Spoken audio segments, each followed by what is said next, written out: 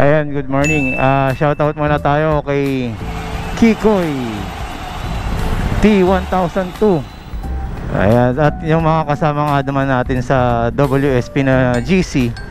Ayan, nag-share sila kung ano yung mga budol. Ayan.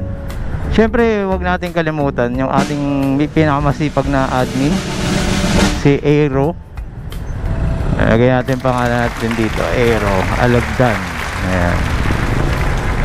At syempre ang isa sa nambubudol si Dan Magno, na pag may bagong salta baterya ang ating which is okay po yon, dahil maganda naman po talaga yung naka-lithium ka, maraming advantage. Pero kung budget lang din muna, pagsawaan nyo muna yung lead acid.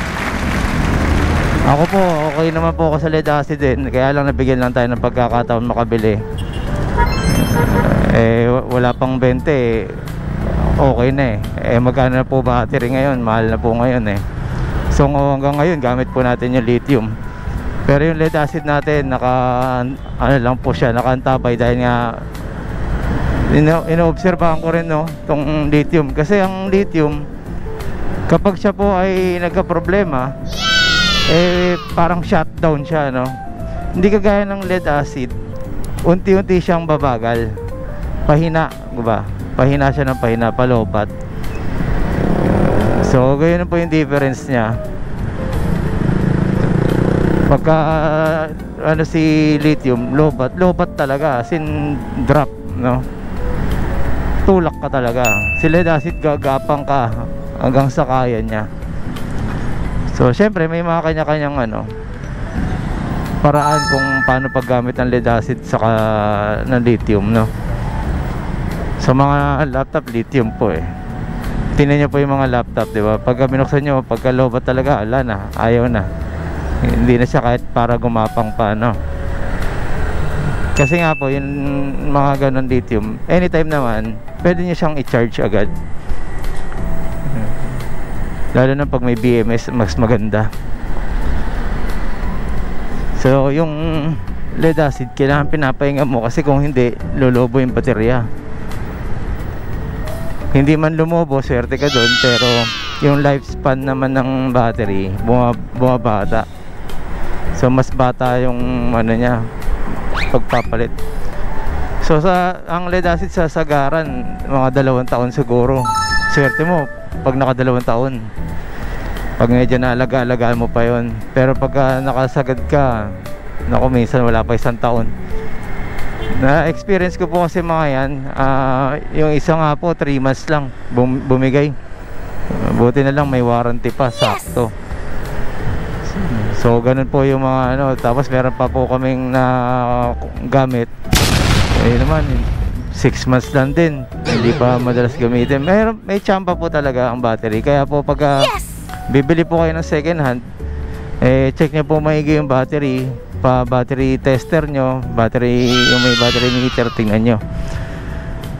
Pagka second hand po, yun po yung mga tinitignan. Tapos syempre kung NWOW po yan, dahil bago lang po naman tong NWSP, hingi po kayo ng certificate dun sa unang may-ari, sa pinaka may-ari.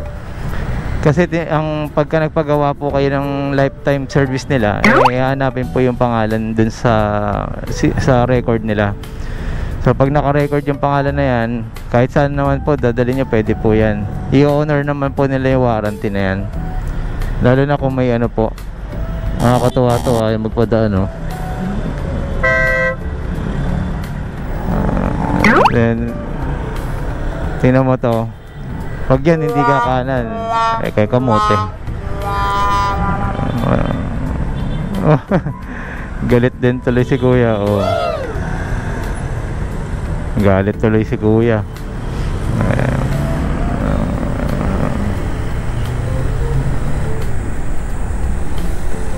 Ayun, so balik tayo sa battery. Yun nga po, pinapahinga rin po yung lead acid,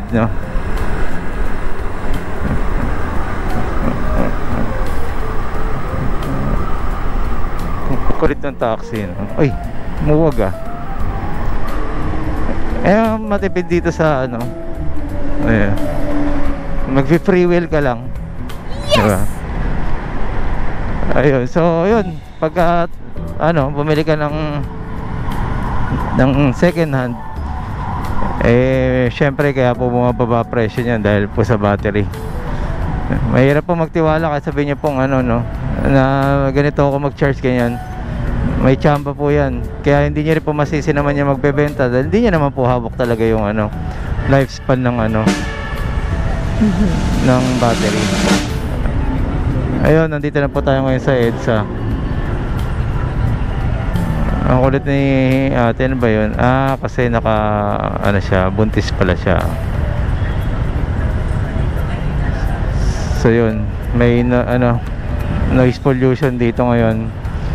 Yung ingay ng mga sasakyan, ay ingay din yung music niya na hindi naman akma. Kasi parang puro kalansing lang yung naririnig ko. Kaya ako nasabing hindi akma, no? So pagtawid lang po natin at doon na po tayo mag-cut ng video natin. So yun, Biyernes, ano ngayon, June 14. Ayan, June 14. May gagawin na yung bridge, oh. Ayun, so pwede pa rin po tayong dumaan dito kung tutusin. Basta sabayan niya na po yung takbuhan ng ano, ng mga motor. Pag tingin yung medyo masyado na kayo mabagal, gumilid na po kayo para pag dun sa likod maka-overtake. TK10, no? Shoutout. Tama ba? TK10. TK10 shoutout. Ayan. So ayun, hindi ko sure kung ano yung top speed ng TK10, pero pagka ganun siguro mas maganda kung nandito nga kayo sa linya ng bike lane. So yun lang po muna guys, at maraming salamat po.